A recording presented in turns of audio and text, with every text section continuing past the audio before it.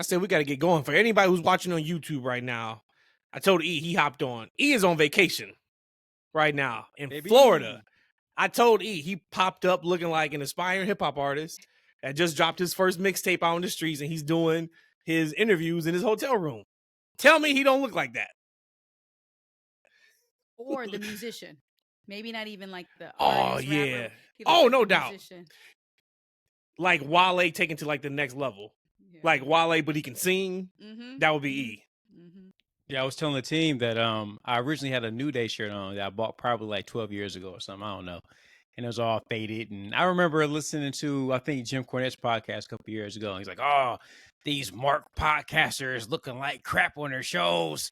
I'm like, oh, I like a Mark podcaster looking like crap on the show. Let me try to find something. So actually, I just pulled this out of the bag. I didn't really have anything about it. It's just the first thing I could pull out. I thought it looked better than the faded New Day shirts. Oh, no, you smoking it, man. You had that shit laid out on the bed last night. I was like, I'm killing them on the pod today with this one, baby. And we got 811 of our friends now subscribing on YouTube. So slowly but surely, 1,000 is on the way. But for anybody who's listening, welcome also. Y'all know the deal. Amazon. What the hell am I talking about? Amazon. Maybe that's in the future for sure. But Apple Podcasts, Spotify, all of those places. We are here. I got a question before we get started with wrestling. Just want you to know that today, there is really nothing I'm passionate about that I said I have to run to the podcast to talk about. Okay? So. We're getting a 55-minute podcast today. Okay, so we're not doing, look. But I want to get Eve back on vacation with the family. Right. Okay, so make that. But before we get started, we just had a plumber come out. And our water heater was leaking. And it's been leaking for a while. And every time I come downstairs, I'm like, we probably need to get this fixed. We finally got it fixed. And Rhodesia comes in the bedroom. I'm like exhausted. So I'm like sleeping in the bed. And she's like, hey, where's your credit card? So I give her my credit card. And I got for my phone, I got the little wallet that goes in the back. So it only fits 2 cards, ID. So I'm like, yeah, just grab it. And she's like, I'm not going to find no girls' phone numbers in here, am I? I'm like, well, no, because you would never catch me like that. And then I got to thinking before I fell back to sleep, out of the 3 of us, who would absolutely get caught day one cheating?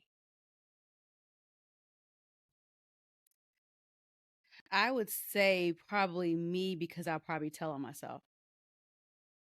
But if I didn't tell on myself, definitely wouldn't be me. So you're taking yourself. Mm-hmm. I got E. Because I'm going to say E's going to forget to cut his notifications off or something on his phone. And that's what's going to blow his spot up. I got E getting caught day one. No, I definitely won't be me. But see, you know what? Because Katrina knows it's not going to be me. My wife. So she goes through my shit. Yeah, she goes through it, right? Because okay, so you don't count that. Yeah, because we've been together. We about to celebrate, I think, year 18 coming up. That's awesome. Shout out to that.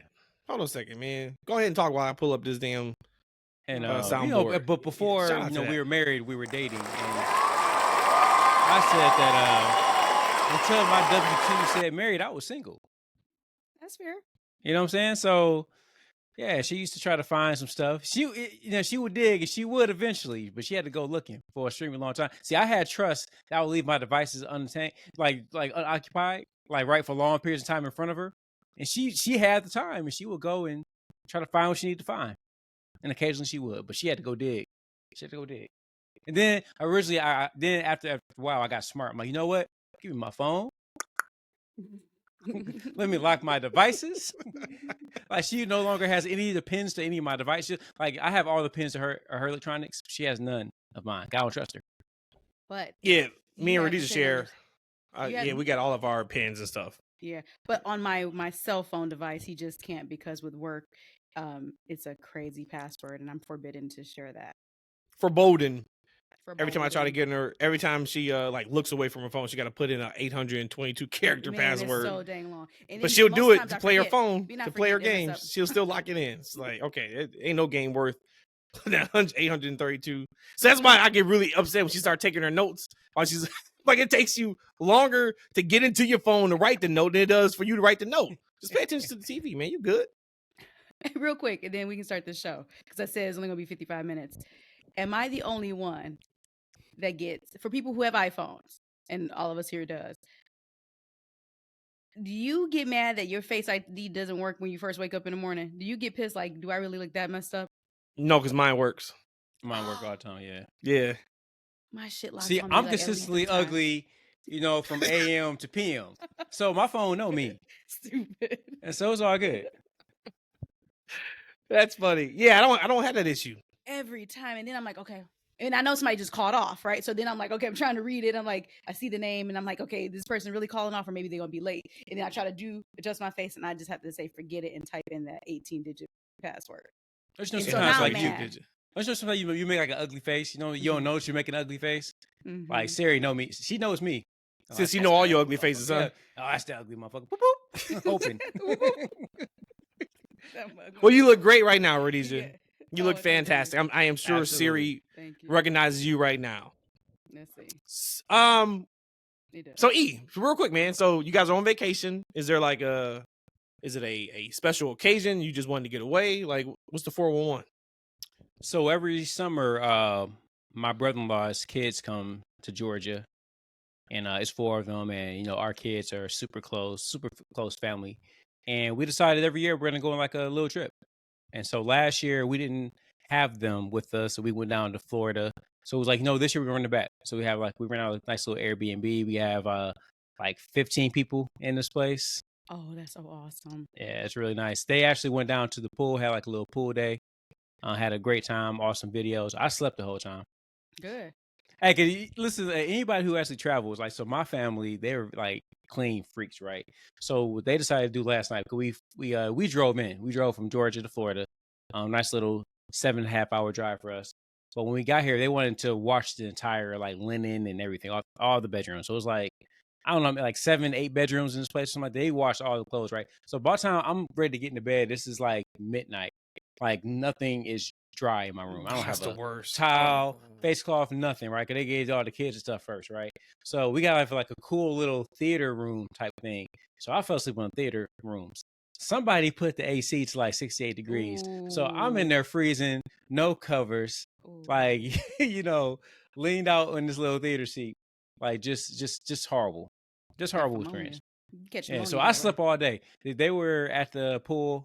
I slept. I've only been up for probably about 3 hours today. Oh, so you energized then, but you can't sleep through your vacation, brother. So you got your That's what sleep they day gonna tell in. me. Yeah, That's gonna tell me. first I'm day like, look, you I did. drove 7 hours straight. I'm like, y'all can't Oh give yeah, brothers for a break. sure, yeah. Katrina go, you're not gonna spend time with your family on vacation. I'm like, can I get a break? Can I get some sleep? Nigga, you went right to sleep. She went right the fuck to your phone. God bless, man.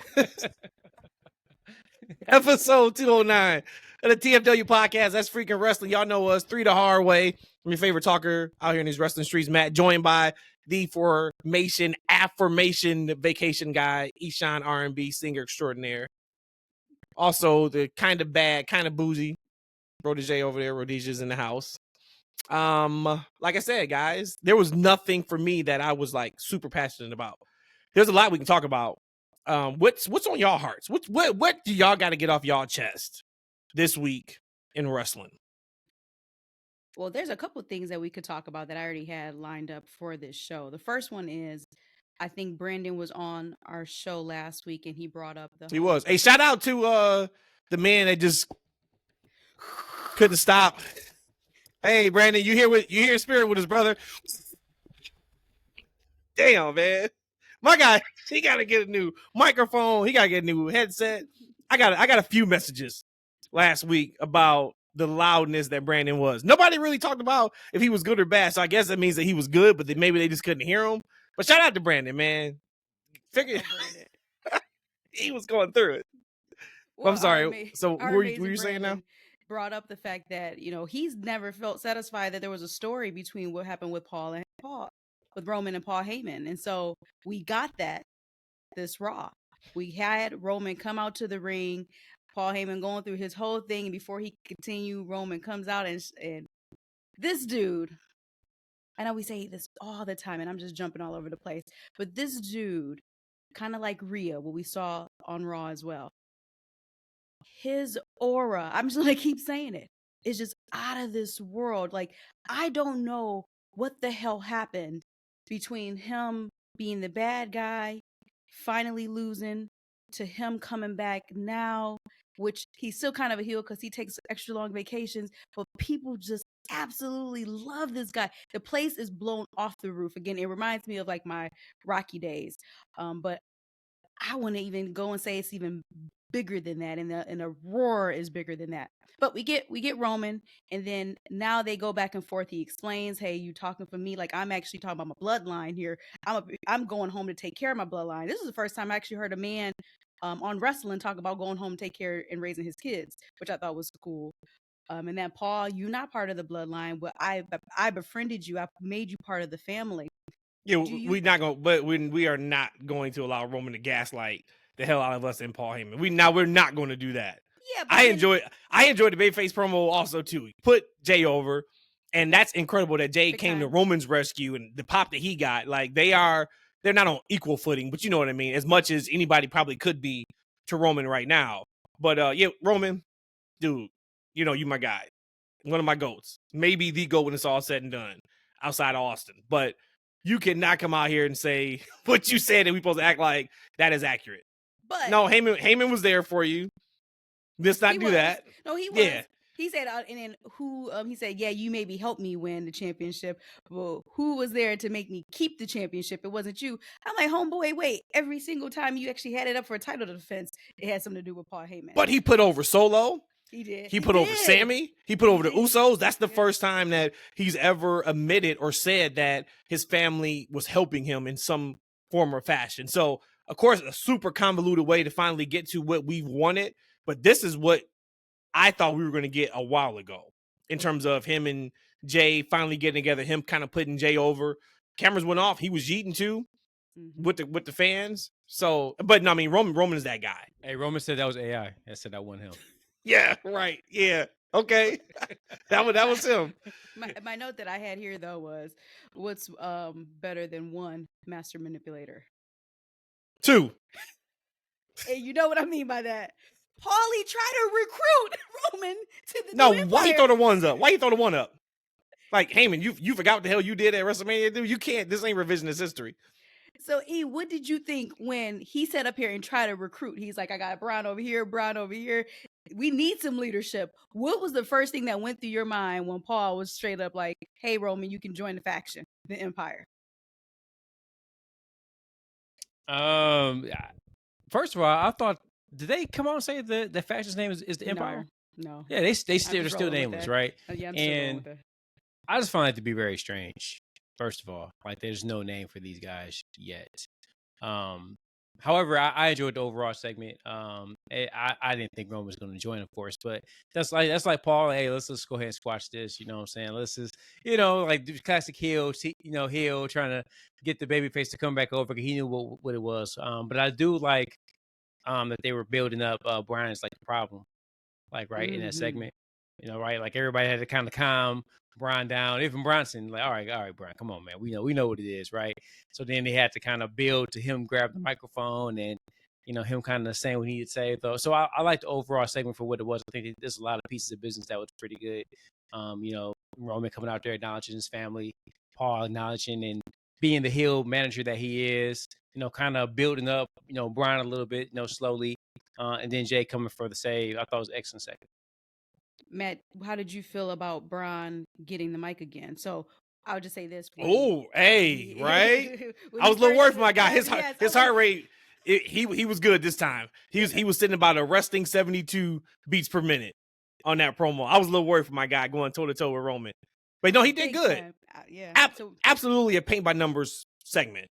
Like we all knew when you saw what was happening, what we were going to get down to Jay save, but it doesn't matter because to me, I thought that they nailed the execution. I thought last night was a really important promo for Roman, and he nailed it because this was his opportunity, uninterrupted, to tell his side of the story with Heyman. I thought that was really, really big. He passed it with flying colors.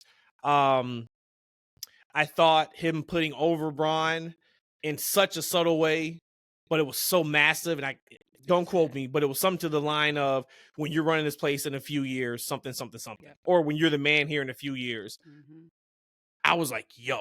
And we know like how much like everybody sees in Braun Breaker. So it's not about that, but it's about Roman still being the guy right now and saying that on camera to somebody that young of a talent. I thought that was big. I really enjoyed seeing Roman still not take accountability, Master manipulator. but putting his family over. Right? Like, and then just to see him and Jay fight hand in hand. And I was watching Roman like when Jay came in to make the save. We talked about this months ago before when I think when they tagged at War Games. Like how proud he has to be of him being in the ring and just watching that entire arena just go fucking crazy for Jey Uso. Because that was not what was happening 2 years ago, even when they were feuding. And we were like, all right, if anybody should beat Roman, it needs to be Jey. SummerSlam in Detroit, that fell flat. He wasn't getting nowhere near this type of reaction. But so people I'm was sure leaving. for Roman, to be able to see that like firsthand, like, damn, dude, we did it. Because they did it, you know? Yeah. But overall, I mean, I thought it was a strong segment. Hey, real quick, guys, talking about Brian Breaker. He can possibly run the place a couple years. Who's going to end up being a bigger star out of his family? Rick, Scott, Brian? Because I like Brian coming in. I want to say coming into the league is what I want to say in my mind, right? It's not the league, but coming Close to to the it. business. Close to right? it. That's a great question. I always felt like Scott still was like that guy. Like, do you think that Brian was going to be the best Steiner when it's all said and done? I'm gonna say yes, just because he's gonna have the WWE machine behind him his entire career. Right? We're like, for us, it ain't many people who's gonna be better than Scott Steiner. Man, sometimes for all the wrong reasons. But like Scott Steiner was must-see television every single time, from a promo to his matches. Scott was a trailblazer too. So like, like if we fast forward 10 years from now, the answer is gonna be Brian Breaker. It is. But if we just look at it from a perspective of who has meant more to the business, the answer may be Scott. I would agree in what I feel, but again, I'm partial here because I don't know much of Rick and Scott. So for me, it's going to be Braun Breaker. He's going to be the greatest Steiner for me. But I think deep down in my heart of hearts, it's going to always be Scott. He's from Detroit. We represent Detroit. One of my most favorite lines that Matt and I say often in our own language that we use in our house is, when I come down that aisle and get in that ring, like, Steiner always messed up his words. So every time he got a live mic, people used to talk about Punk having a live mic, a hot mic, all these people having a hot mic. No, when Scott Steiner had a hot mic, you were ready to get some kind of flubber, and he owned it. He was okay with it. And it would feel so good on the other side. Like, no, this homeboy didn't just say what he just said there. You don't know me, and you don't know capable of. Boy, it's going hard on Triple H every week. That was when Triple H was feuding. Do you remember that match? I don't know if it was No Way Out. I don't know which show it was. It was him and Triple H. It was like their first ever match in WWE. And the entire match was just suplexes. Probably not. We got to go back.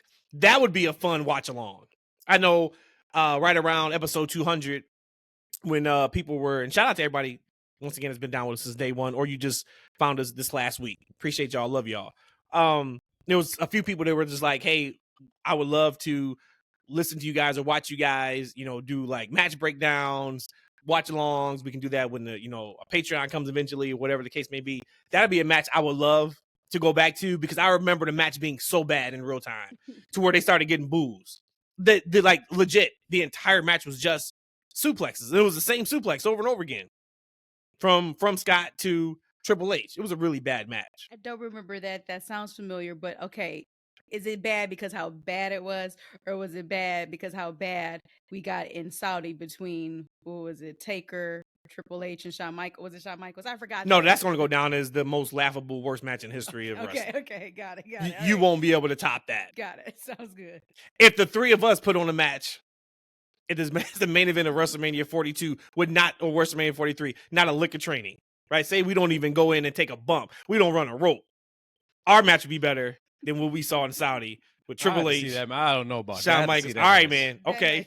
You don't remember Kane's mask fell off? I didn't. So he's at the bottom of the ring. I didn't watch that match. Okay. Go back and watch it. It's I laughable. didn't watch the first couple Saudi shows. Hey, actually, you know what? Don't you watch it? Because, like, Shawn is your GOAT. Like, ain't no point in you watching that. I never watched it. Yeah, I'm like, you good. Stay Shawn, away. and like, nah, I'm good. Stay away, See, brother. Shawn. But to me, I think it's Scott. But what you said though, Matt, I think that with Brian has the machine behind him, right? Like almost kind of like with Jade with the machine behind her. Like it's just so powerful. Like that's what Scott was missing. So I know back in the day when Scott finally got to WWE, he had that character. We were like, oh snap, he's gonna take off. But what we didn't know, and I didn't know until maybe a couple years ago, was how, like, I think Scott has a, what do they call it, a limp foot? What's the proper thing? His foot is just jacked. Yeah, his foot. He shouldn't even been wrestling at all. Yeah, his foot is he can't keep his foot straight, so he has to put it in a boot to keep his foot from flopping around. Wow. So when he would kind of like stumble around a little bit, it's because he had that boot in his foot. I forget what they actually call that right now, but he had that going into WWE. So he wasn't healthy. He had back problems, etc. But we could have got a young Big Papa Pump. Mm-hmm. Like, right? Because, there's two versions of Scott Steiner. So if you ever played WWE 2K, you get both versions. You got young Scott Weeks with the Steiner brothers, and he had the mullet.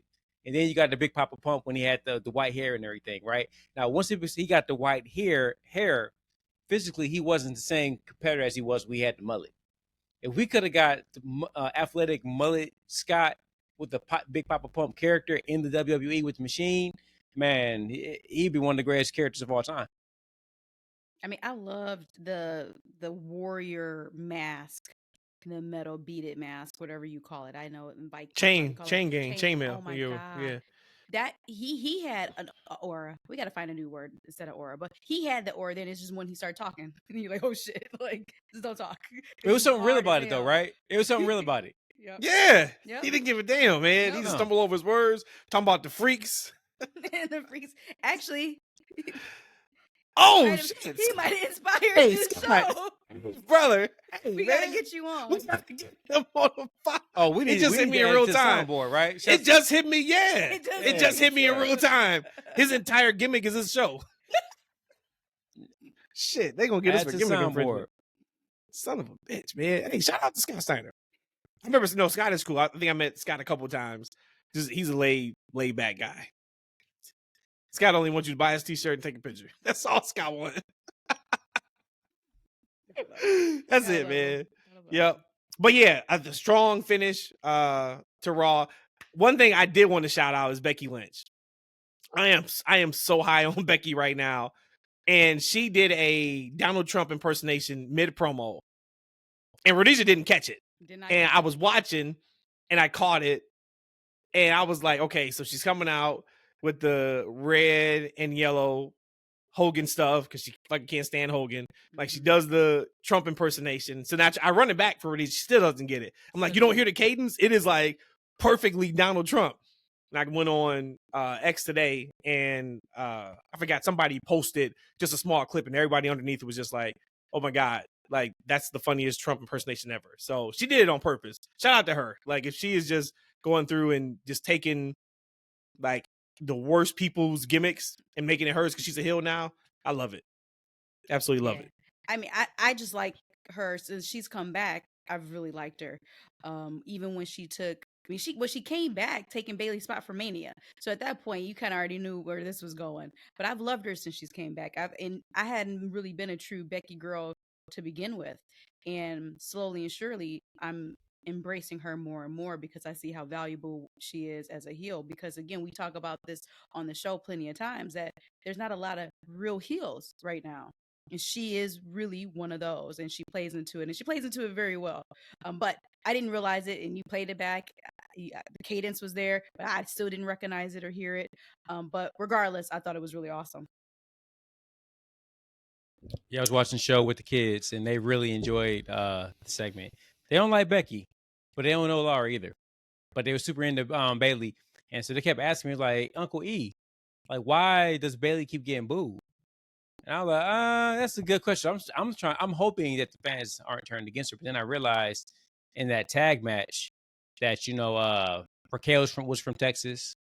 Roxy is from Texas, so maybe they were getting the hometown pops. I'm imagining. So that's why I tried to kind of explain to them. But I'm hoping that the fans didn't already turn on Bailey, and then it just was them cheering for the hometown girls. Yeah, I thought that, and I also thought too, that's probably what it is because they're from Texas. But they kept trying to talk about on commentary just how weird the match was. You know, they're not friends, but then they're trying to do the title match. I thought was funny. I thought it was hilarious. She's like, "Well, you didn't get it at WrestleMania. We're getting it tonight." So we'll see. I guess we'll see what next week looks like with that. I forgot we didn't mention we were talking about Roman. Roman put up on social media like 2 hours ago that he wants Jay to be his partner at SummerSlam to take on the Braun and Braun show. He cut like a 2-minute promo on the treadmill. Those promos are a couple notches below the Rock Friday promos, but whenever Roman cuts a promo on the treadmill, it's pretty good content. But he just said that like it felt great, fighting next to side of his brother and his family.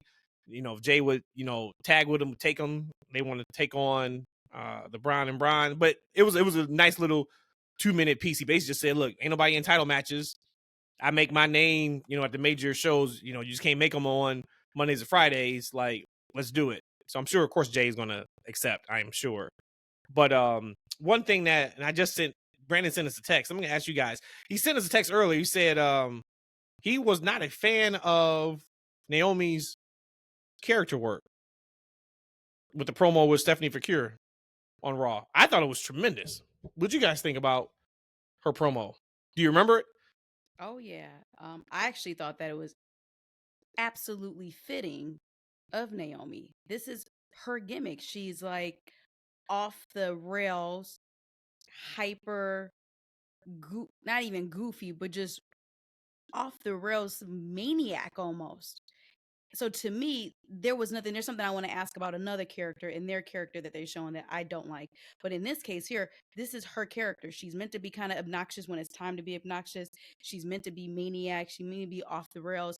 So to me, I thought it was perfect because it needed to be a contrast from Stephanie Vaquer. She is such a cool, calm, just passionate, serious woman. You need something to contrast that, and you're backstage. So to me, I actually loved that interaction. Yeah, I thought it was really good. I thought it was Naomi. She reminds me of like a extra healed up desperate housewife, not desperate housewife, Atlanta housewife. Like just really dramatic. Like I see that. I wouldn't take that, but that's just me. Like just the way her cadence is. I think it's phenomenal. She's doing the hair pad and she's doing the scratching. I'm just really proud of her, man, as being a fan of hers. There's a lot of characters I was a fan of for a long period of time. Cody, Swerve, where I was like, yo, I could see them doing these things and great things. I never see this run from Naomi, not from a character standpoint. I think she's doing a phenomenal job. I hope she holds that title for quite some time. I enjoyed it so much. I went on like a deep tangent to Rhodesia while we were watching Raw. Like, so I saw the promo, and I just remember, like, the promo segment's over. I was like, damn, she did a great job with that. She's been doing a great job with all of her promos. And I forgot what match was next. And I went for like maybe like 2 minutes to Rhodesia where I was just like, I think at times we forget like these are performances. They're performers. Yeah, like they are physical performers, right? Where they're putting their bodies through hell at times, but they're still performing. And I was like, take Naomi's promo, for instance. She may have been working on that promo all day, or she may have found out on Saturday, you're going to have a promo segment with Stephanie. And she is up thinking about how she wants to attack it, what she wants to say, how she wants to say it. And it's like, either you nail it or you don't. Right. But it doesn't matter because you got another segment in a half an hour. right? Or maybe you have a title match in an hour and a half that you got to get ready for. It's just, I mean, it's just something just magical about wrestling where they're performers, right? They are artists. They are doing their performances, and outside of us just, you know, spending money to go see them at a play, you know, or a movie, it's just super live action. It's just, it's that's something that kind of just intrigues me when you really get to thinking about like what they have to do, or even just like Roman. Like, this promo means a lot to set up one of the bigger matches at SummerSlam. Yeah, you've been doing it for decades and you know how to do it, but that's how much stock we put into this segment. Go out there and kill it. This leads me then to what I wanted to ask y'all about, kind of the same thing as character work. And for me, I feel like this person is becoming like a caricature. He's hiding behind walls. He's acting like he's medical. I knew you hated it. I knew you hated it. It's the best he's been in years. And that, I'm going to ask you this because I kind of figured that was going to be where you were going to come from based off what you just said with Naomi. I, in a way, feel as if this is beneath the prestigious AJ Styles to me. He reminds me, and it's kind of reminiscent of when Aleister Black was in the closet for a few months before his demise with WWE. Like, to me, why is AJ doing this? Again, I guess he's on TV, so if you're going with the concept that we're seeing him, wonderful. But I just feel like that's beneath him. Like, can he not be comical? Can he not show that side of it in another way? And so for me, I don't like that. I think like it's just really beneath him, and you're beyond that. You should not, you look like a freaking creep. But now we know that Dom is cleared. I think he's always been cleared. My man, the medic, was like, he's about to finish up his report, but get a response right away. And then before he can even do that, Dom comes over and attacks AJ Styles. But are you guys okay with how they're portraying this AJ character right now? And after this blow off between him and Dom, what do you see in the future for AJ Styles? And you may not want to answer that second question because that can probably go everywhere. I mean, I know on the podcast we talked about AJ Styles was ice cold and we didn't care what he was doing, right? So I don't know if that was a sentiment throughout the fan base, but this gives him something to do, and he's on TV, and he's actually doing a pretty good job of it. You know, and again, I'm not sure how long the shows are anymore, right? I'm still in my mind when it says a 3-hour show.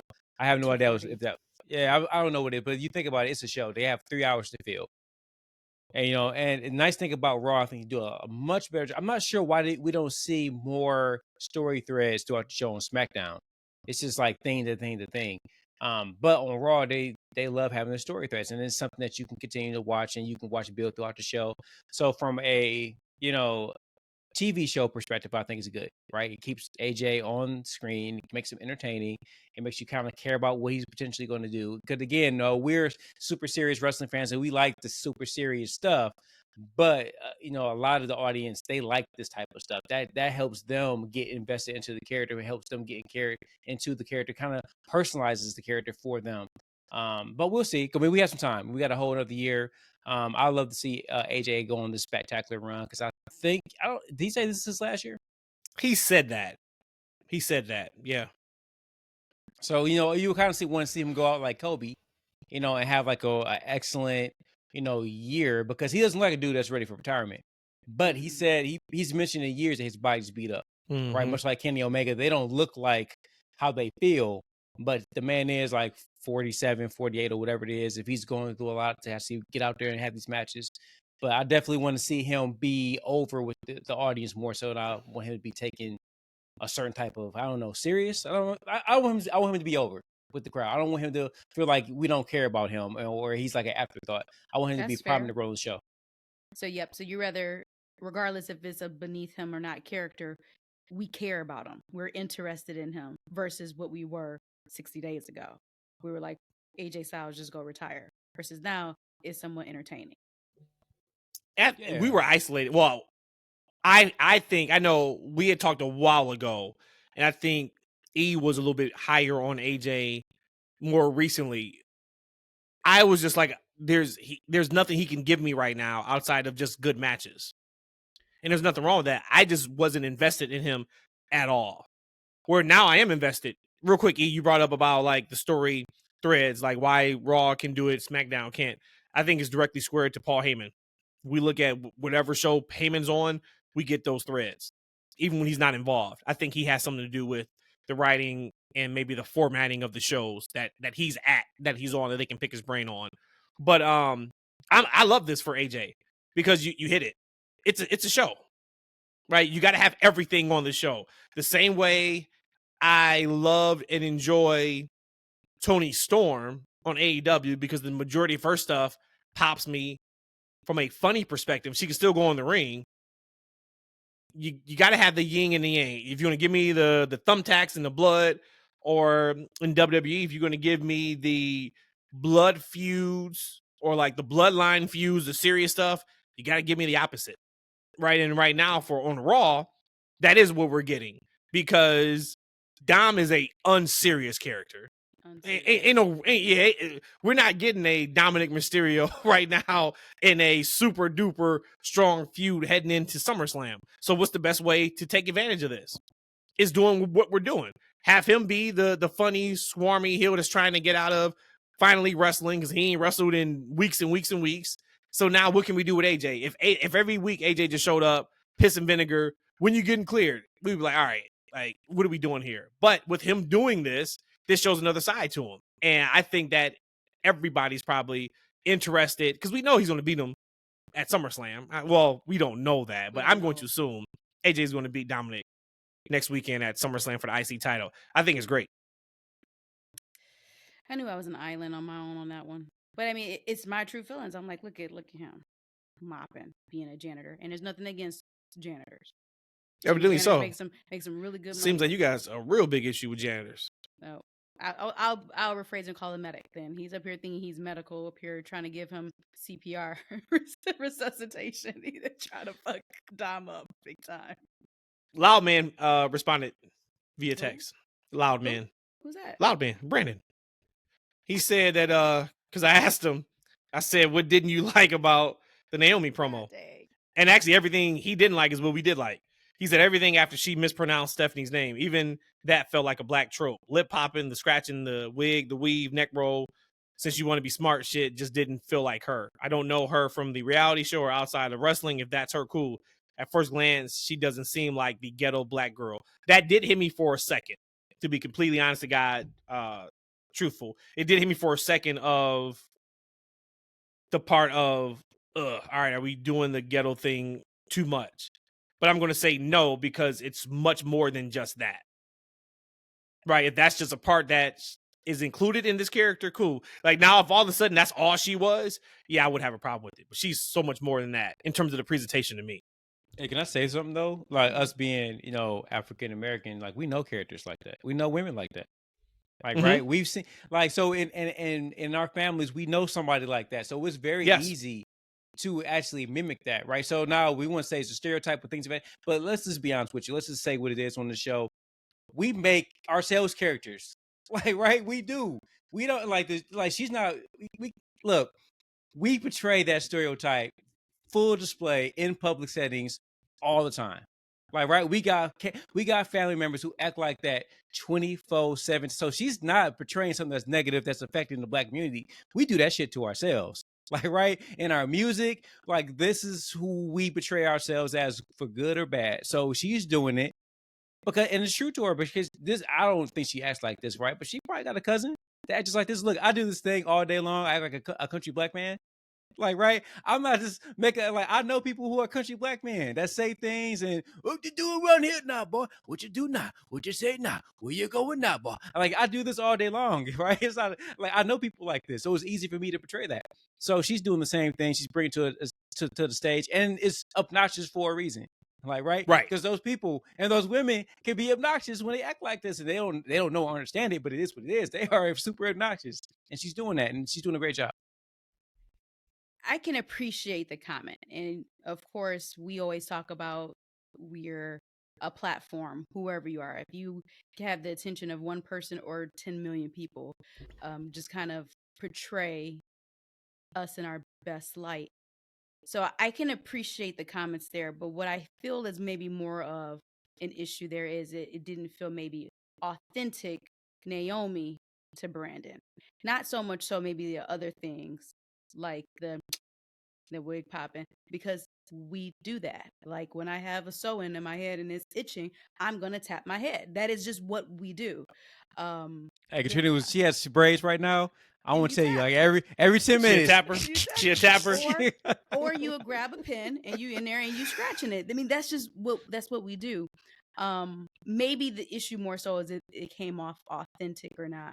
But I think like even with Bianca Belair and when she first came and she had the big gold hoops. Now to me, I thought that was a little bit less desirable for me as a black woman, and see a black woman with a big old gold hoops. And I think it even came down to a part where Vince wanted her to say something, but she was cool with taking her earrings off because we're about to fight.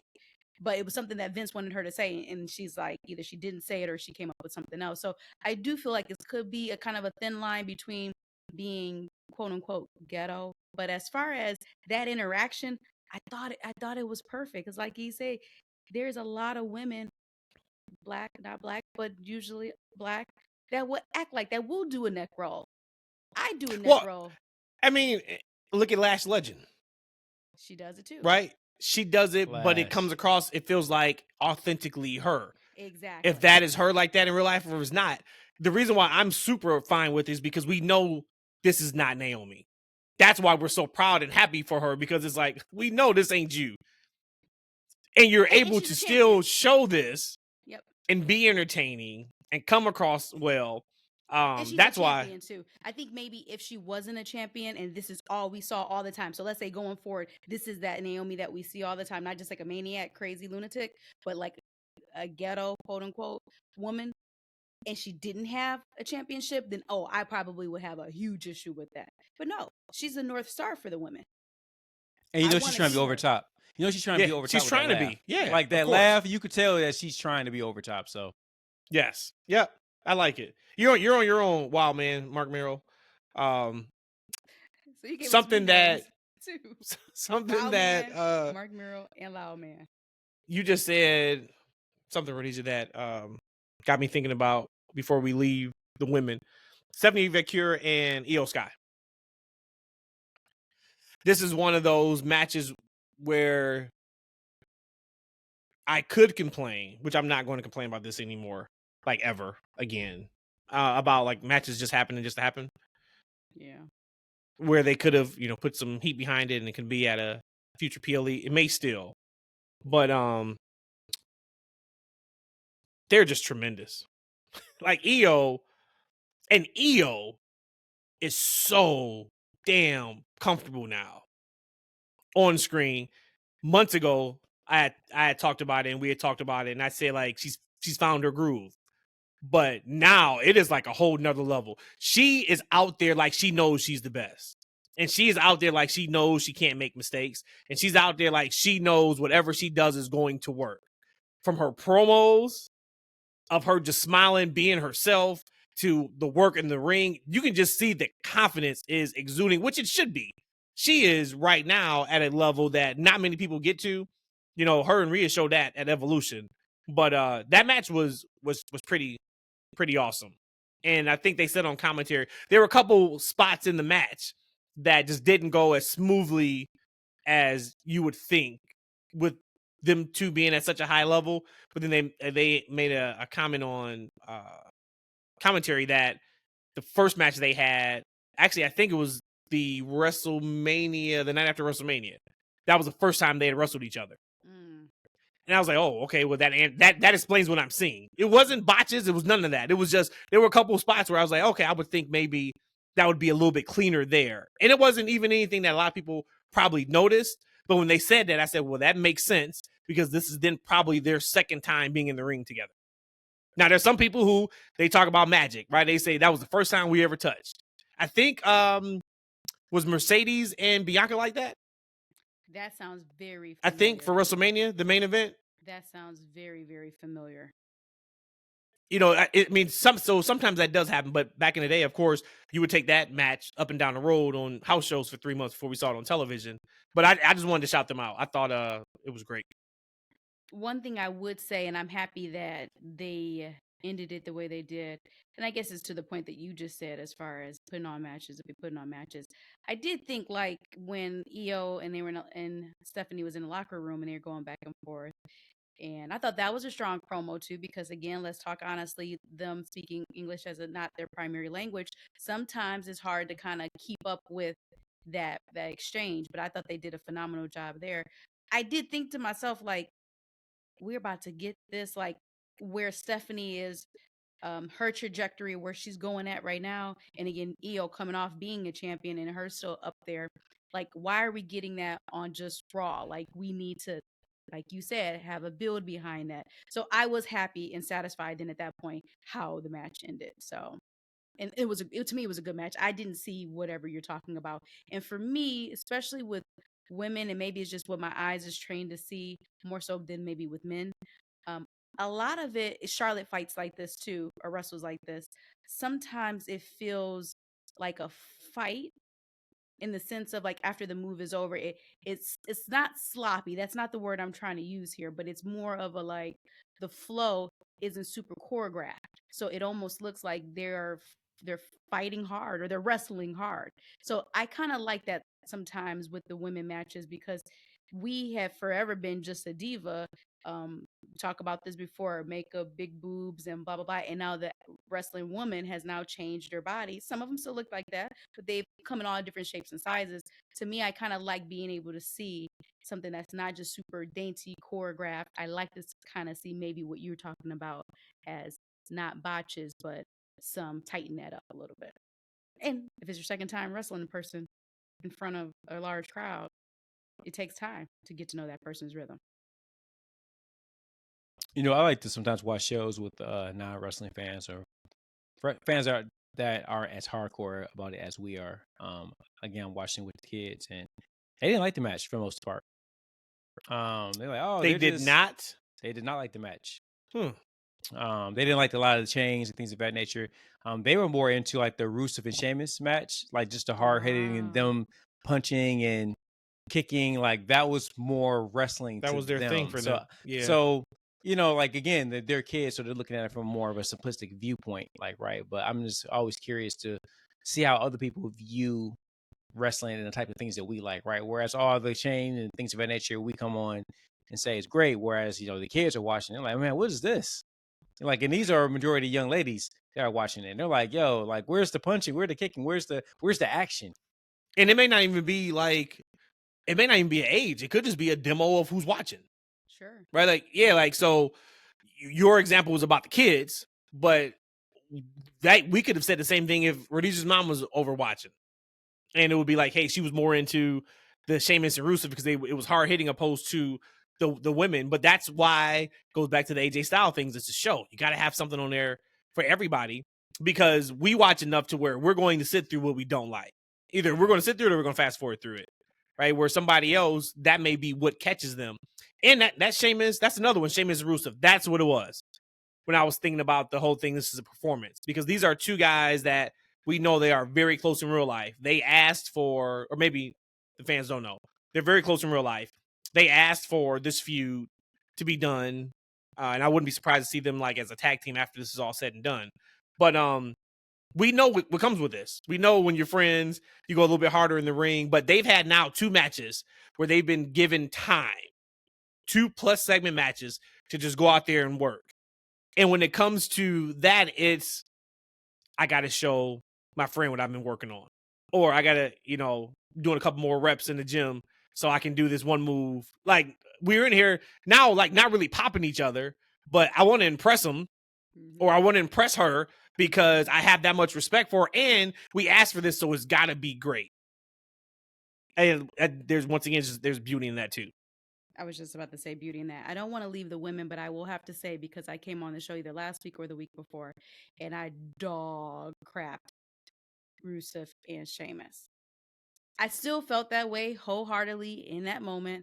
I left to go pick up the fry cooker who doesn't cook chicken. Or was it the chicken cooker that doesn't cook chicken? The chicken cooker.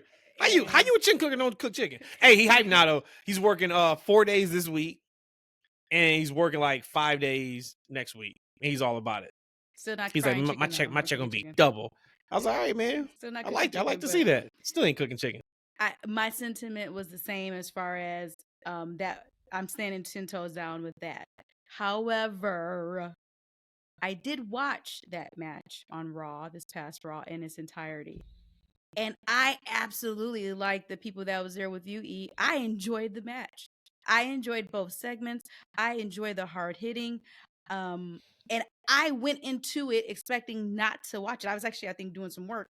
And there was times where I just was looking up, watching the match. So I don't know, maybe it was just more of the mood I was in last week or 2 weeks ago versus now. But I would say that was actually a really good match to have between the two. And then when Matt, and I felt that way before Matt kind of told me like this is kind of what they wanted to do. So I didn't just switch up game. I actually was like, this is actually a cool match. One thing, we didn't get to touch on it fully 2 episodes ago when we had Evolution. Charlotte Flair. We didn't get a chance to talk about her, and we know that at Evolution she got a huge pop. We won Charlotte, all of that. We could talk about who the fan base was in the crowd at the time versus who's in the crowd now. We can have that conversation there. But my question to you is, do you think the Charlotte that we're seeing today is what she talked about months ago, saying that she wanted to bring more of Ashley to her character? So 2 parts to it. 1, do you think that this is the character that she's talking about? And 2, do you think the love for Charlotte is going to last in this immediate future? Probably so. I just think that WWE put her kind of in a bad position by shoehorning her into the main event WrestleMania at the last minute. And I get it from a business perspective. You think about Charlotte Flair versus Tiffany Stratton, that's a big match, especially for that stage. But I just don't think that the fans were ready for her to immediately go back into the championship contention at that time.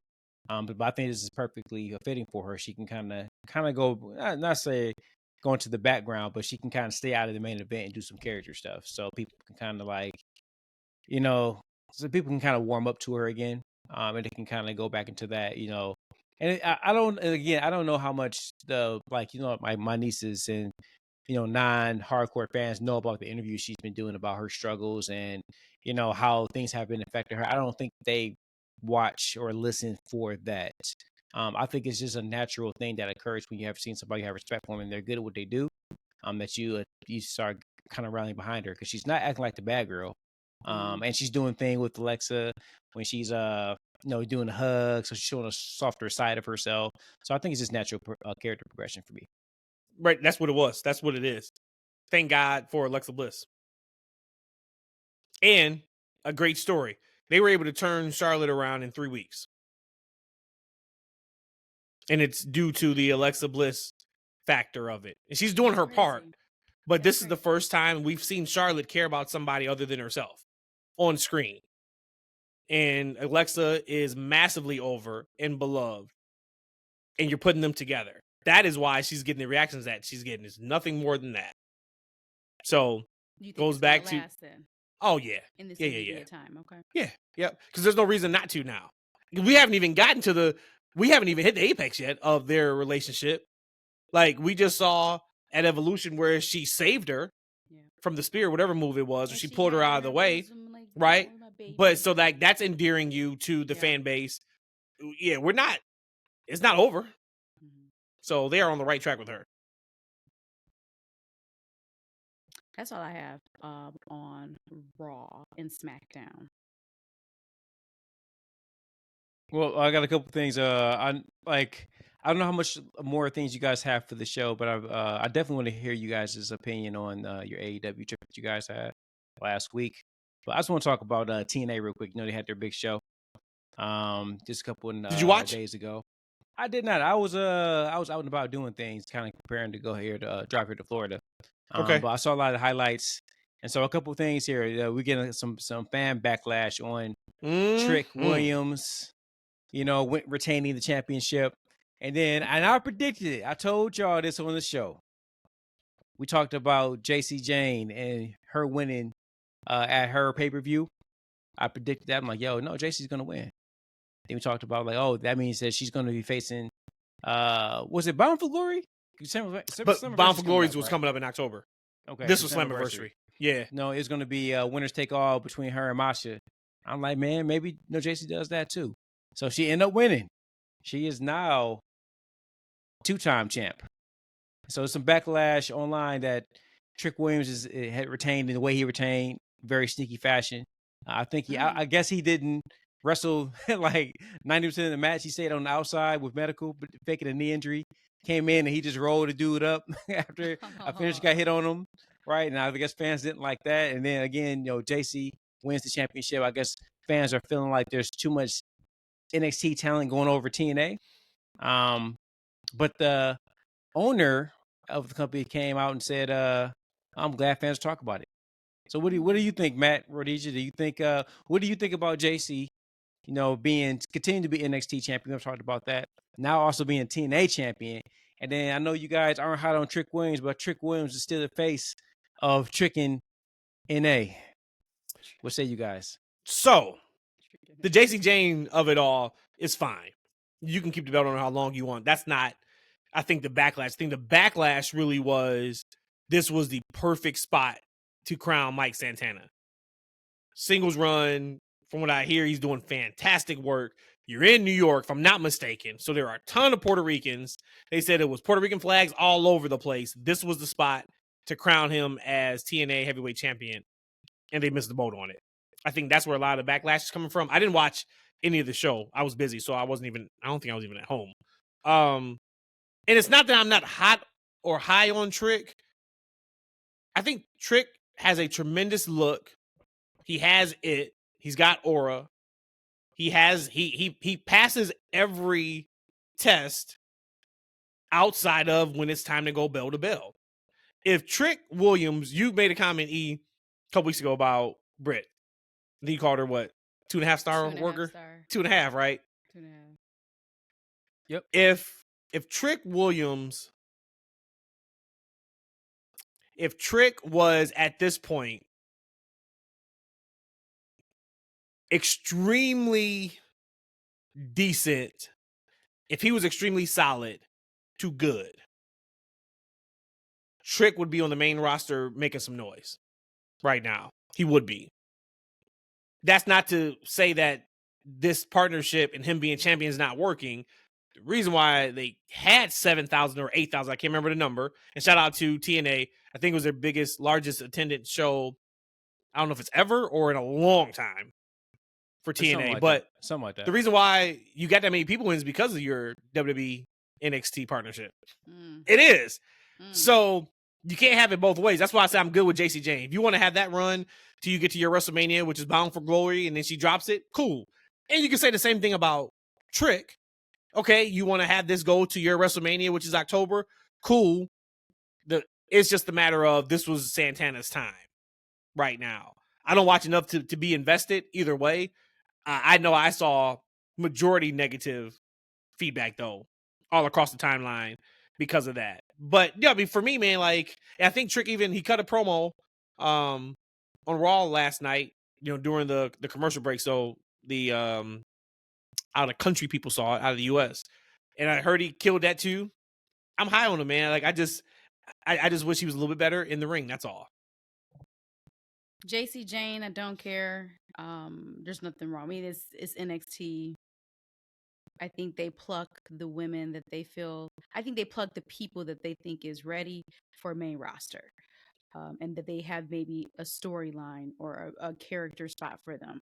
So I don't care about the JC Jane thing. Trick Williams, I don't know enough of his work at this point because the last several matches I've watched, we've talked ad nausea about it.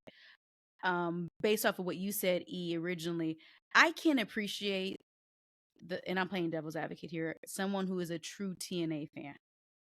It's kind of like how we can, as wrestling fans, gatekeep pro wrestling. And I've came on here before and I'm like, I'm gatekeeping pro wrestling. One, you making these tickets out of pricing us out.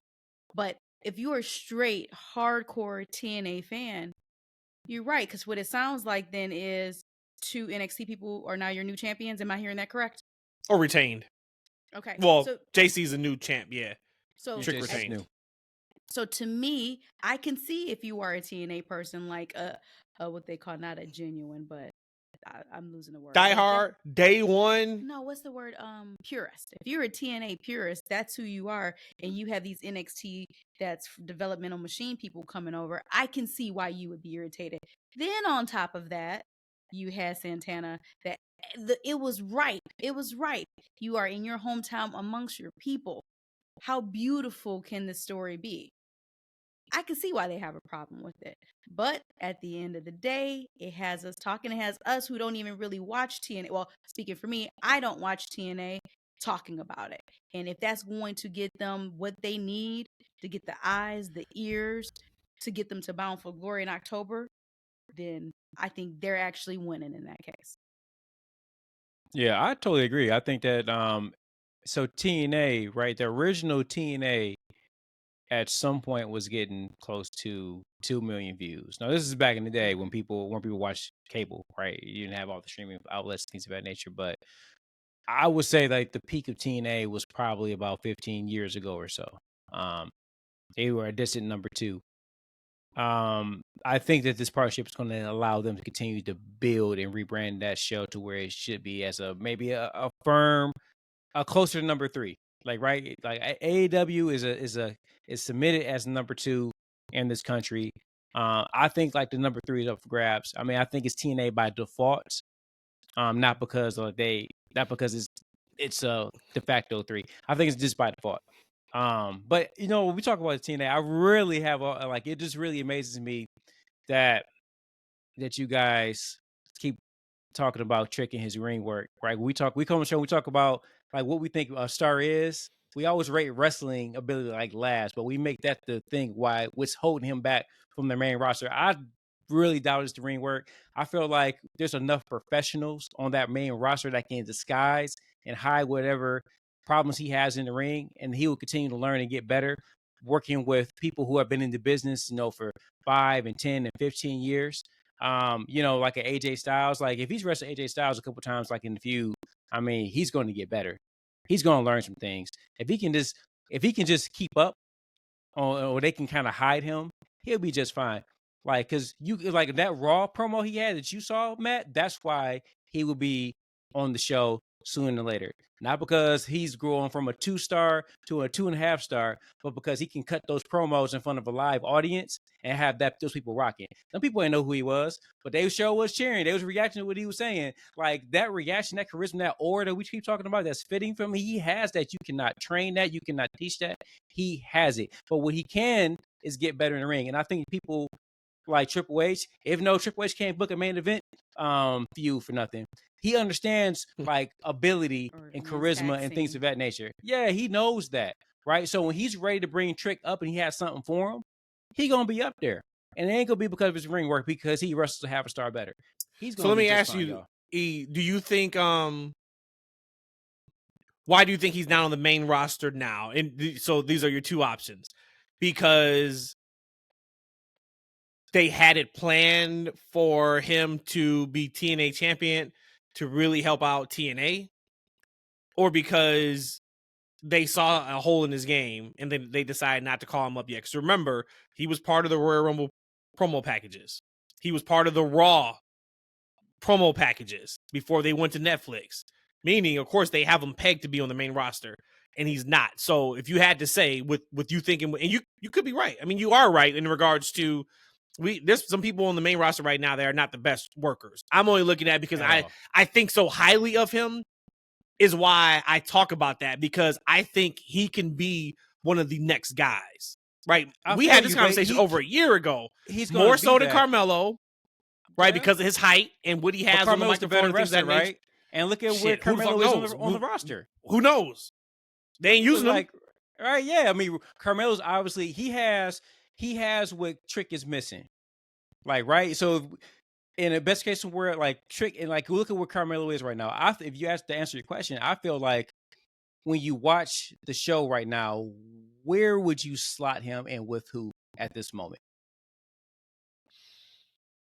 Well, I would think they would have a plan for him. Maybe the plans just fell through, right? And maybe that's the biggest plans thing just fell through. I feel like there's not a specific plan for him at the moment, Because what I would want to do is bring Trick in there and him just be like Grayson Waller.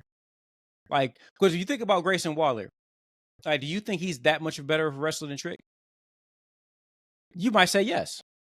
Yes, I do. You might say yes. And Grayson is good on the microphone. He has a little bit of aura. And what the hell's he been doing for the past 2 years? Yeah, he's been in a tag team, but the tag team has been Like, right, he hasn't been. You will feel like Grayson is good on the microphone, has some charisma, is good in the ring. You feel like he'll be doing a lot more than what he's doing right now. Austin Theory, he's been getting chance over chance over chance, right? He has the ring stuff. He looks good. He can talk okay. What exactly has he done really in the past? He had the money in the briefcases. He's one of the guys who didn't get cashed in, right? Yep. And H made him cash in on the U.S. That's champion. an asterisk for his career. It's like we knew that he was going to win that. So he's had chances, but the chances they've given him is fall flat. So what do y'all think? What do y'all think Triple H does not see in Austin Theory? It has to be a thing where they don't see it in him. What is it? Do you think that he is such damaged goods from the past few heel runs that they feel like he cannot be salvaged? Do you think? And I don't think it's his attitude. Everybody talks about how respectful he is. He's liked. To your point, he's got the look. We know he can cut a promo. He can go in the ring. What do you guys think is the issue with Austin Theory and why Triple H does not utilize him at all? I don't want to get canceled. Oh no, he's been something. Go ahead and cancel it. This is the year. He's a millennial. They're all millennials. What does that mean? That means that he probably doesn't have the work ethic. Oh, well, we know that's not the case. We know that's not the case. But how do we know that's not the case? Because we've heard from other wrestlers how hard he works, and he's training with them, and he's asked other wrestlers for. I mean, hell, Jay and Jimmy were all about him previously. Well, then the stating the obvious then would be Cena Black on bottom. That would be the only answer then. If you're saying that it's not a work ethic thing, you're saying that he works well with people, he has the look, he's not bad in the ring, he has all the makings of a great pro wrestler in today's age, and he's handsome. What else can it be? He ain't got it. I wonder, or I wonder if he has the stink on him so much that they feel like, because we only have limited amount of spots, to Eve's point about maybe that's why Trick's not on the main roster right now. We don't have a spot for him. We can't afford to continue to give Austin Theory a spot, and we know he's damaged goods. I don't know if he's damaged good. Like, he's been given opportunity after opportunity. He's just not getting over. Like, right, Vince, he had a nice run under Vince. Like, right, had a nice run under Vince. Vince was pushing the guy, and he wasn't really getting over. Like, then he got the Money in the Bank briefcase. Do you think he slotted to win it?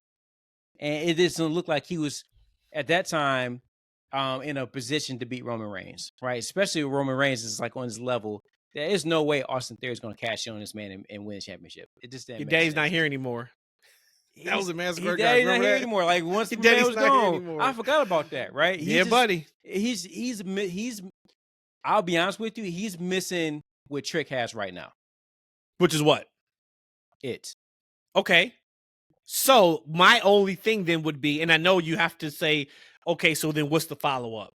Him and Grayson should have fucking broke up a year ago, have that blow off, have Austin Theory as a babyface, and just see what happens. If he can't cut it on TV, cool. I just personally, when I look at him, because I've been rocking with Theory since Evolve back in the day, before Evolve was really with WWE, going to those indie shows and watching him. Yeah, he's always looked the part. He's always looked the part. Man, he's always looked the part. He's always had a pro's body, right? Yep. So I mean, it's fascinating. So that one to me is fascinating. So even then, to that point, and that is like the $1 million question here, is what's wrong with Austin Theory? Because evidently they haven't let him go, and we know that they have their series of releases, and they haven't let him go.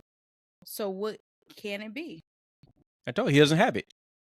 To then release him. He doesn't have it. He doesn't have it. Look, Candice LeRae is still with the company, right? And that's a fair thing. And Candice LeRae can wrestle her ass. She can wrestle. There's value in her. There's value in her. There's value in him. It's just that he's not. He just don't have it. to take the it that take, he ain't got that. And this is why I go back. Trick got it. Like Trick has that it that Austin don't have, right? So if you got a guy, let him continue. If you think there's a hole in his game, fine, right? But nurture the man, and then when you got the right slot, put him in that slot. I just don't see where he fits right now to where it's going to be meaningful. Yeah, I got you. No, I got you. And that could be it. I just go back to I remember those video promos, and that's typically like their red herring. Who's in the promos? That's who you're going to see. And he's the only one that I know for sure of that was in those promos that we never saw. To stamp it, I'm super high on him. I want the best for him. When I look at him, I feel like he's somebody that is going to be a massive star for the next 10 years plus in WWE. I just want him to tighten up a couple of things.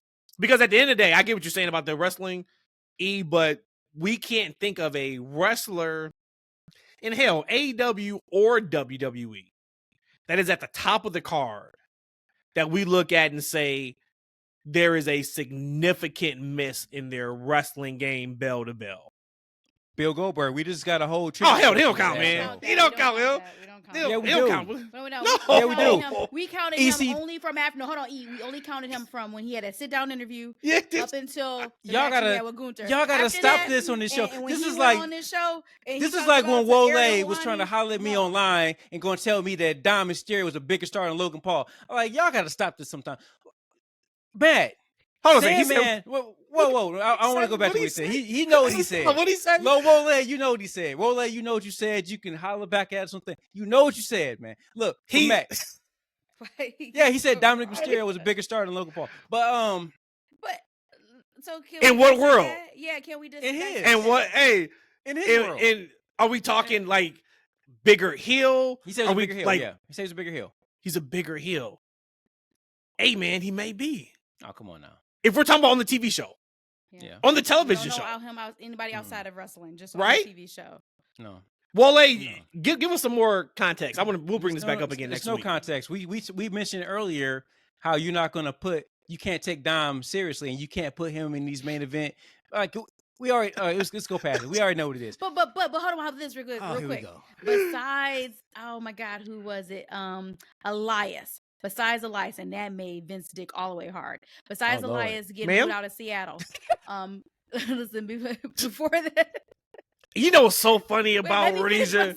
No, hell no. You know what's so funny about Rhodesia? And she does this like once every like 3 or 4 episodes. She'll censor herself, and instead of saying ass, she'll say butt, right?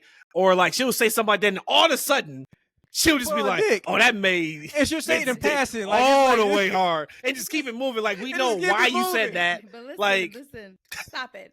What is wrong with her? Besides getting I'm serious. Off, besides Vince getting his rocks off with Elias and his whole singing in Seattle, I don't even know why I remember that. And how that he got booed out the arena. Outside of that moment, and I don't know what year that was. Since then, the only person who's had that kind of reaction has been Dom, and it's been called Dom Heat. So for the last couple years, it's been called Dom Heat. That's why I said if we wanted to argue, if we had to do the thing, if we had to do the thing, like one day we were like super pressed for content, we bringing that back, and we can go 15. We can go 15 minutes on Logan Paul and Dom. But so we about to say E. You were saying I have no idea what we was even talking about. You were talking about to the next topic. Okay, what's next? You say you want to bring up something about AEW. Yeah, guys. So you guys were at the show last week, right? Yes. Did you watch it? Did you watch it on TV? I did. What'd you think? Like legit. I thought watching the show, I didn't think I didn't think that was a proper follow up to the pay-per-view. I didn't think that the show particularly looked great on television. Again, watching a WWE production and then watching that, I just didn't think it was shot very well. There was multiple shots where you could see the cameraman and the cameraman's cords. You could see them trying to move the camera out of the shot. It just didn't look good. Like the backstage segments, I don't know. They should have maybe dressed it up a little bit, but the backstage, like you could see like the wallpapers ripped, like on some of the segments. It just didn't look. It didn't look like a number 2 promotion. It didn't look like an upscale promotion. It looked like it looked very low level. That arena, I don't know if they did a great enough job. You know, if they're gonna do backstage segments, they should have probably propped up some of these backstage segments, right? You know, like blacked out some things. They should have set up areas to where they're gonna do backstage segments, interviews, etc. I feel like they just shot around the arena, and like I said, the arena itself just didn't look good. In the backstage area, I thought from just watching it online with through the TV. With the cords and everything, it just didn't like get shot well. I don't think that the matches and things that they did properly carried the momentum from the shows. And regardless of watching the show, at least I watched the show. It looked like this show was down from the previous week going to the end, and it wasn't really up against any competition. So with that being said, not to say just because people didn't watch it wasn't a good show. I feel like if you watched that show on Wednesday, it's because you're a hardcore fan of wrestling. I don't feel like that's a show that like, hey, I want to bring the kids and I want to show y'all a different form of wrestling. I don't feel like that's the proper showcase for them. Number one, like these are young kids too. I couldn't, like with Toni Storm cutting her promo, like, you know, no, actually maybe that was the week before. Was that promo?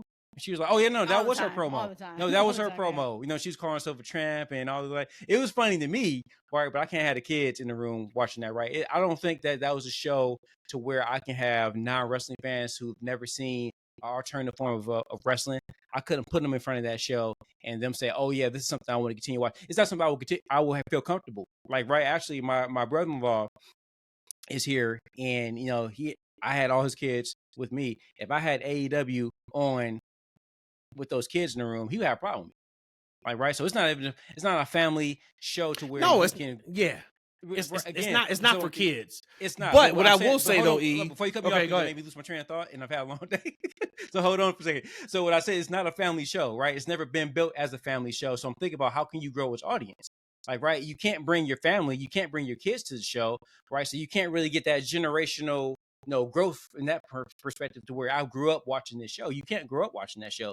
You got to grow into that show. So when I watch the show, it feel like they're 10 toes deep on being an alternative adult version of wrestling.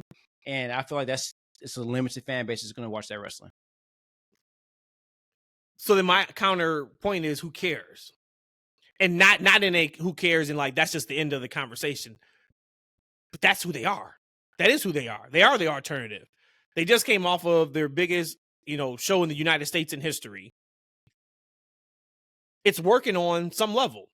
Who cares then if it's not meant for? Because that's not a kid's show. It's not at all. If I had an 8-year-old, 9-year-old, 10-year-old, 11-year-old, 12, maybe I would let my kid watch. But if we're talking like 4th grade and under, they're not watching AEW. They're not. But that is what it is. It's not meant for. Well, when I say anybody who cares, else. I would talk about it as a business, and we're all business owners. Your job is to grow your business and get more eyes on the product. How are they doing that? Right? They just came off a one of the biggest shows, and the next show, like people didn't watch. And so, like if you're so this is their big show, I'm gonna go in and see TNA. I'm gonna go and see AEW. I'm gonna see what they're about. I don't know if this was the best show to capitalize off the great show they just had the week before. So when I talk about who cares, I feel like they should care because they should find ways to continue to bring fans to their product and to continue to watch. I feel like if you like AEW for what it is, you're gonna like the show. I don't feel like it's a show that's if you don't like AEW a week ago or a month ago, you ain't gonna like it now. And you're gonna watch it anyway, so it don't matter. So they're going to show just like WWE now. Wait. You say it doesn't matter. That was WWE a couple years ago. Like, right? It's a lot of people stopped watching that show. But then, the show started getting better, or the mouth started coming on, and people started giving the show another chance. What's gonna make AEW now get those fans that they lost, right? And they lost a significant group. What's gonna make them tune in to give them a shot now? Shows like All In. That's what's going to make them tune in, right? Like, you look at me. I was not watching AEW for 6+ months. Shows were not good. When Punk left, and then after that, it started getting bad. TV, the product was not good. They started making a good product. You said you've been watching consistently throughout, the last, year or so, where I kind of stopped last November. It's what is going to get people to tune in to watch is going to be, they keep hearing how good the show is. They ran that, and I loved it. They ran after the first segment that video package about All In, about the social media engagement, the impressions, all that kind of stuff. I loved it. Like pop your shit, man. Like talk about what you're doing positively. But this is their brand of wrestling, whatever that looks like. It hardcore, technical, women hard hitting matches. This is what they are. So I get your point about the business perspective, but when I say who cares, the people who are tuning in, we only care about, are you giving us a good show? And I personally had a incredible time at the show. I actually had a better time at that show than I have had at any wrestling show in a couple years. And anytime you're in a small venue and you're watching wrestling, high level wrestling, it's always going to be fantastic, right? So we were, I think, second row or third row, incredible seats. The venue looked cool while you were there. I can't speak on how it looked on TV. I didn't watch anything on television yet. But I thought they actually did a good job of follow up. Anything that happened on All In, they touched on and they followed up on that show. We got the Hangman babyface promo that I thought was critical, was crucial. They started the show with it. And it was the us, we, AEW, checkmark, got it.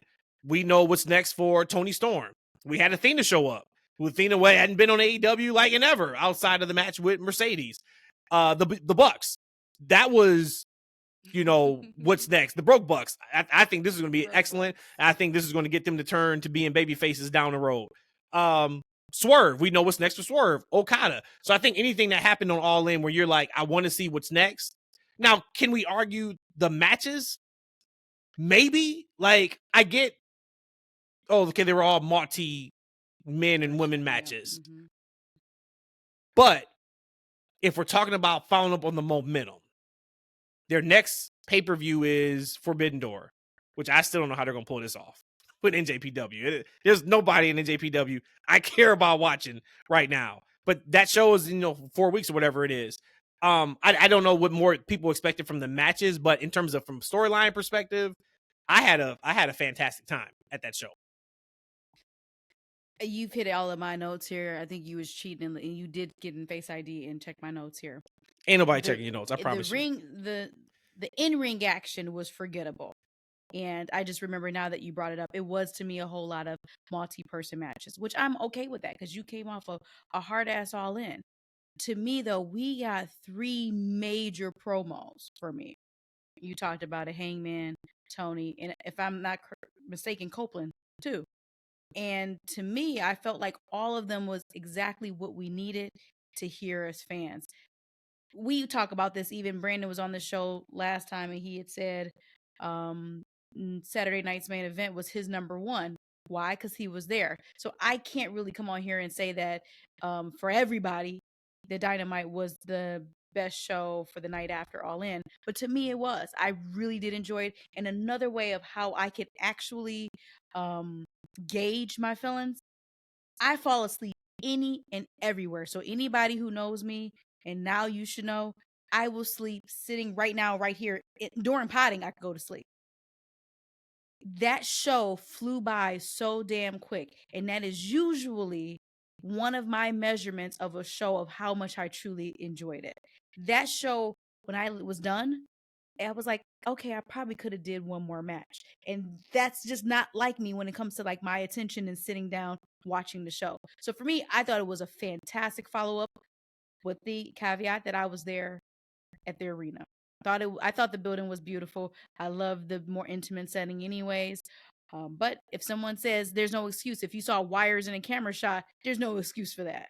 If you saw the backstage and you saw some stuff that wasn't up to production standards, somebody like us who aren't true production people, for you to say, yeah, that looks tacky, that's a problem. But as far as the show itself, you gave me what I wanted, which was those 3 huge promos. And I'm like, okay, let's look forward now to what happens next. No, again, it's from a wrestling perspective, I like the show, but I can see, like, for me, for my fandom, I can sit and I can say I like this, but I can say what's not good about it, right? Now, this is more your cup of tea. Like when the AEW show was getting kind of bad, you guys were saying it wasn't bad for a long time until it wasn't. So, like, right, it's like this is your brand of show. But for me, I can step back and say, yo, like this isn't it to grow their fan base. Now, I like it? Yeah, because there's certain things about wrestling as a fan that we kind of like, all right, we lower the bar a little bit to enjoy what we like. So like for me, if I'm looking at the show, I'm just like, dang, like this ain't it from I'm building from a great show to this one. Because there was a lot of the great things that happened on that show. Now the multi-person matches, I felt like, man, look, they got enough wrestlers on that roster that they're not properly using that you can put in some nice matches or maybe start some feuds with, than having these multi-man matches with these CMLL guys. Is that what I'm saying? CMLL, is that what it is? Yep. Like, I know there's a partnership and that's important for them. I just don't feel like a good portion of the hardcore fans in the US cares about what's happening over there. To have them, continues to have them in these matches. Like, it just doesn't make sense to me. Now you're going up to New Japan. I just don't know if the hardcore audience in the US cares about what's happening in New Japan right now. Because when I was looking through, like, and this had nothing to do with AEW, I just was scrolling through my X. I was looking through the New Japan guys. I'm like, damn, I don't care about any of these guys, right? I'm looking through the clips. Like, nobody's grabbing me. I'm like, who's the next? I just was curious, just from a fan perspective, just for me, not to do the show. I'm just looking for me personally to see if there's anybody new that I'm missing. And I'm looking through like, I don't care about any of these. None of these dudes seem cool. Like, I remember back when New Japan was getting hot and we were hearing about it. Like Kenny Omega, oh, we got to check out the Kenny Omega. Young Bucks, we got to check out the Young Bucks. Hangman Pants, we got to see what these dudes are talking about. There was so many guys that we had to see about, but I don't feel like there's anybody on there right now. No. I mean, I'm always saying no because we don't know of them. I'm sure there's somebody. If you are listening and watching and you rock with NJPW, give us a couple names because I would check their stuff out. But between AAA, TNA, NXT, like there's a lot, and this is fantastic because there's a lot of spots for people to go work. I see Enzo's back. Enzo showed up to he showed up Sunday. Who did he show up with? It was Enzo and who? I can't remember. But you're on mute. You're on mute. Yeah. I thought I hit the button. I knew that he had teased bringing a bishop with him. And Okay. Damn, I forgot who the third person was. Yeah, I can't remember. Never found out who he actually came out there with. But yeah, so I mean, he's back. But I mean, there's a lot of places for people to work. But yeah, NJPW, like for me, I don't know. Next time I'll lock in on them. Just so much wrestling now that is easily accessible. I don't have to wait till 4 a.m. to watch it. It is what it is. This is what AI is saying, so you can correct me, or the fans can say, "Oh, AI is stupid." It says Enzo Amore now goes by Real One, has returned to TNA. He appeared on Vignette July 10th episode of TNA and mentioned bringing Zilla Fatu with him. Oh, that's who it was, Zilla. Yeah, he brought Bishop and Zilla. I just looked it up. That's who it was. Yep. All right. That's who it was. What else y'all got? That's it. And we still did an hour and a half. Matt, you said you ain't had nothing to really talk about, and we still at an hour and a half. I would say this. Roman was like, and Matt, you posted this on the Twitter. Homeboy was like, hold up. Y'all sitting here talking about I have vacation. He's like, these kids got school. These kids got tutors. He's sitting up here saying, this ain't been no vacation. Roman's tired. Roman has probably a team of 5 now, I think is what he said. He's tired.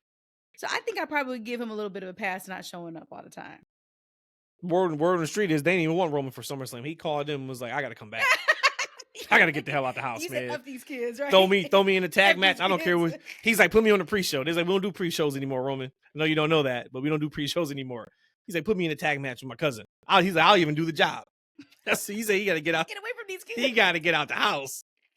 Hey, let's sign off. But I will say, on Raw, they ran through the SummerSlam card. I'm like, man, this seemed like a nice card, but goddamn, like, where's the bill for it? That's the problem, man. I thought the same thing. They showed it, and every single match, I'm like, that's gonna be a good one. Okay, I'm kind of into that. Okay, that's gonna be a good one. And I'm like, imagine what we could have gotten if it wasn't for Saturday Night's Main Event 2 weeks ago, and we just had a straight month build. It's the same thing with Punk and Gunther. Same thing, right? Like, they good interaction on Raw. I enjoyed it, but it's like, damn, the go home show is next Monday, and then we're there. That's crazy for a 2-day show. Yep. Wow. It's like big show after big show, man. And from a dollar perspective, we know it's working out for them. I would love to know if their plans continue to try to do this again, like next year. You know, have a gap of like major shows every 2 weeks, because that's not easy from a story perspective, and it's hurting the content. You were talking about AEW earlier, and I do want to have a conversation, maybe in a couple weeks. I think right now, if the year ended, like say today was December 22nd and not July 22nd, and we had to talk about promotion of the year, I think it is a very close race between what you would say between WWE and AEW. And I'm only strictly talking television content and presentation. I don't know about that. You said what now? We can have a conversation about it. Yep. You said what now? I said that if we were to talk about what the number one promotion was this year in terms of television content between AEW and WWE, it would be much closer than has been in the past few years. Few years? Yep. Might be a little bit of a stretch. Last 12 months, absolutely. No, I said it would be close. It wasn't close last year. WWE destroyed AEW. It wasn't close 2 years ago. Right. I'm saying this year, there's an argument to be made, and there could be a conversation that AEW could be right now, if the year was over, they had the best year from a content on television perspective. I don't know. I'll be honest with you. I still enjoy a lot of the Raws more than the AEW shows. I enjoy the AEW shows, but those Raw shows are pretty good. SmackDown, you want to compare that? That might be a conversation to have. It's back to 2 hours, man. They should have course corrected. That's word on the street. Oh, last thing. I'm sorry. We got to hit on this. The Cena Cody segment. I'm sorry. Wow. Yo, we probably I didn't see it. I didn't see it, so we can talk about it next week. Oh, you didn't see it? I didn't see it. All right. Well, very interesting. And you guys got to watch it. And it was done in a very particular way. And because I don't want to spoil it for you guys. I want you guys to watch it. Okay. But I even tweeted it. What they're going for is really hard to pull off. And it's not. I'm not necessarily talking about a double turn. But if you watch that segment, there is way more that meets the eye of what they're trying to do with Cody and Cena. There's a lot of people who were just like, oh, they're doing a double turn. Oh, you could see right here where like Cena turned babyface and Cody turned heel. That's not that yet at all, because Cena's trying to get out of the match. And he's like, I'm really busy. I'm sorry, but I'll give you a title shot. We can do it in France. I just can't do it at SummerSlam. I'm sorry. And then, of course, Cody wasn't having it.